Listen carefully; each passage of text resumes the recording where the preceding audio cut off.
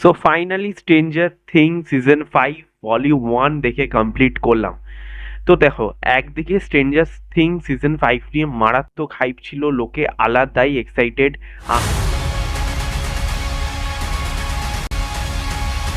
আমিও তার মধ্যে একজন ছিলাম, কারণ আমিও অনেক দিন ধরে স্ট্রেঞ্জার থিং সিজন 1 সিজন 2 দেখেছিলাম, অনেক আগে, বহু আগে। তো রিসেন্টলি আমি 3 আর 4 দেখলাম, তারপর 5টা দেখা আরম্ভ করেছি আর কি। ডটস কানেক্ট করতে আমার সুবিধা হয়েছে। একদিকে খারাপও লাগছে যে এটাই লাস্ট সিজন, এরপরে আর কোনো সিজন আসবে না, তার জন্য একটা দুঃখ হচ্ছে। বাট কেমন লাগলো সিরিজটা? এটা কি অ্যাভেঞ্জার্স এন্ড গেমের মতনই সেই ফিলটা দিতে পারলো? সেই হাইপটা যতটা ছিল সেটা কি ম্যাচ করতে পারলো? স্যাটিসফ্যাকশন লেভেল কতটা হলো? সেটা জানতে হলে রিভিউটা দেখতে হবে পুরোটা। তোমরা এর আগে 4টে সিজন দেখেছো, সেটারই গল্প এখানে কন্টিনিউয়েশন হচ্ছে। ক্যারেক্টারগুলো এখানে বেশ ম্যাচিওর হয়ে গেছে, তারা আর ইনোসেন্ট নেই, তাদের মধ্যে কিন্তু ইম্যাচিওর ব্যাপারগুলো চলে গেছে। তো এটাই হচ্ছে ব্যাপার। এবার 4টে এপিসোড রয়েছে ভলিউম 1-এ, ভলিউম 2 হয়তো ক্রিসমাসে বেরোবে, আমি খুব যদি ভুল না হই। আর ভলিউম 1-এ কিন্তু 4টে এপিসোড রয়েছে, প্রত্যেকটারই মানে 3টে এপিসোডেরই কিন্তু ওই 1 ঘন্টা থেকে 1 ঘন্টা 15 মিনিটের মতো ডিউরেশন, এবং লাস্ট এপিসোড অর্থাৎ ফোর্থ এপিসোড যেটা, সেটার কিন্তু রান টাইম হচ্ছে 1.5 ঘন্টা। তো ঠিক আছে, তো এইটা ভোর 6টার সময় চলে এসে তারপর দিয়ে আমি দেখা স্টার্ট করি, অনেকটা পরেই আর কি দেখা কন্টিনিউ করি। কেমন লাগলো সিরিজটা ভাই? এটা দারুণ হয়েছে, দারুণ। যা হাইপ এটা রয়েছে সেটা পুরোপুরি স্যাটিসফাই করে, এবং এই হাইপটা সত্যি বলছি এই সিরিজটা ডিজার্ভ করে।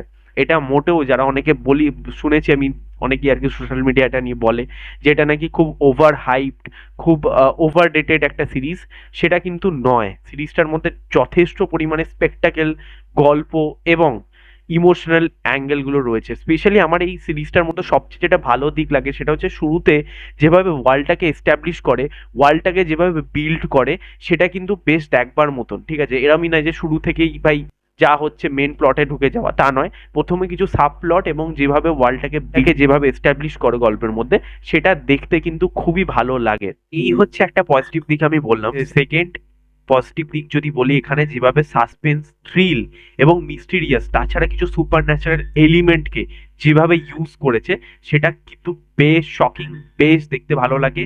ঠিক আছে, সেটা কোনোভাবে জোর করে করা হয়নি, গল্পের সাথেও খুব অ্যাপ্রোপ্রিয়েটলি এবং স্মুথলি যায়। ঠিক আছে, যেটা দেখতে খুব এনগেজিং লাগে। থার্ডলি পজিটিভ দিক যদি আমাকে বলতে হয়, এখানে কিন্তু ক্যারেক্টারগুলো আমি যেটা বললাম তারা খুব ম্যাচিওর হয়ে গেছে। তাদের স্টেটমেন্টগুলো, তাদের যে কথাবার্তা, তাদের চিন্তা ভাবনা, সেটার মধ্যেও একটা ম্যাচিওরনেস এসছে।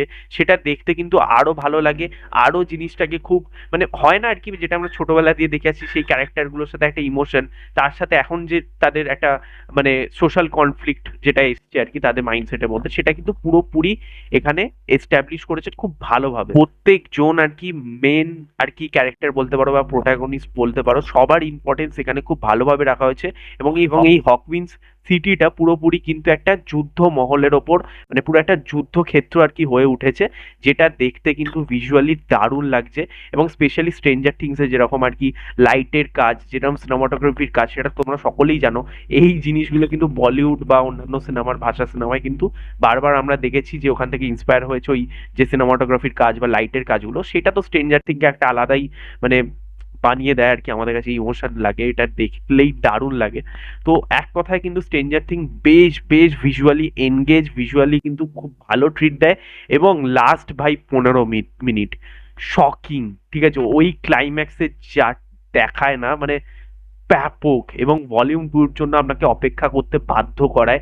সেই ক্লাইম্যাক্সটা এমন ভাবেই ডিজাইন করা হয়েছে, মানে এই সিরিজের রাইটিংটা এতটাই মানে স্মার্টলি করা হয়েছে। প্রত্যেকটা এলিমেন্ট, মানে সেটা থ্রিল হোক, সাসপেন্স হোক, সেটা মিস্ট্রি হোক, বা সেটা হরর হোক বা অ্যাকশন হোক, প্রত্যেকটা জিনিসকে সমানভাবে ব্যালেন্স করা হয়েছে। এরকম নয় যে এই পার্টিকুলার এলিমেন্টটাকে খুব বেশি দেখিয়ে দিলাম আর একটা এলিমেন্টকে দেখালাম না। প্রত্যেকটাই খুব ভালোভাবে একের অপরের সাথে ব্লেন্ড হয়েছে, যেটা দেখতে কিন্তু খুবই খুবই স্মার্ট লাগে, খুবই আজকের দিনের মতন করে লাগে। মানে এরম নয় যে ভাই এর আগেও এরকম সিরিজে আমরা ধাঁচ দেখেছি বা একটা টেমপ্লেট দেখেছি, সেটা কিন্তু মনে হয় না। দেখতে কিন্তু দারুণ লাগে। ক্যামেরার কাজ যদি বলি, টিওপির কাজও দারুণ। জাস্ট তোমরা দেখবে এক একটা শট যেভাবে নেওয়া হয়েছে, দারুণ দারুণ। ঠিক আছে, এবং মেকার্সরা খুব ভালোভাবে এই জিনিসটাকে প্রেজেন্ট করেছে, এমন ভাবেই গল্পর নোটটাকে শেষ করে, যার জন্য কিন্তু ভলিউম 2 এর জন্য একটা অপেক্ষা করে দেয়, এবং শেষটা ওই শকিংই করে। ঠিক আছে। আর একটা দিক আমাকে বলতে হবে নেগেটিভ দিক ছোট্ট, সেটা হচ্ছে কিছু জায়গায় হিউমারটা ইউজ করা হয়েছে, বাট আমার মনে হয়েছে সেটা খানিকটা একটু বেশি দেখিয়ে দেওয়া হয়েছে। সেটা যদি একটু কম থাকতো ভালো হতো। বাদ বাকি সিরিজটা কিন্তু ব্যাপক একটা সিরিজ হয়েছে। অবশ্যই গিয়ে তোমরা চেক করো volume 1 stranger thing 5 season 5 volume 1 অবশ্যই দেখে জানিও। যারা এই সিরিজটা পুরো কমপ্লিট দেখলে মানে ভলিউম 1 কমপ্লিট করলে তাদের কেমন লাগলো সেটাও জানিও। ভিডিওটা ভালো লাগলে লাইক করো, শেয়ার করো, সাবস্ক্রাইব করো, পাশে বেল আইকন ক্লিক করো। নেক্সট দেখা হবে, ততক্ষণের জন্য টাটা, টেক কেয়ার।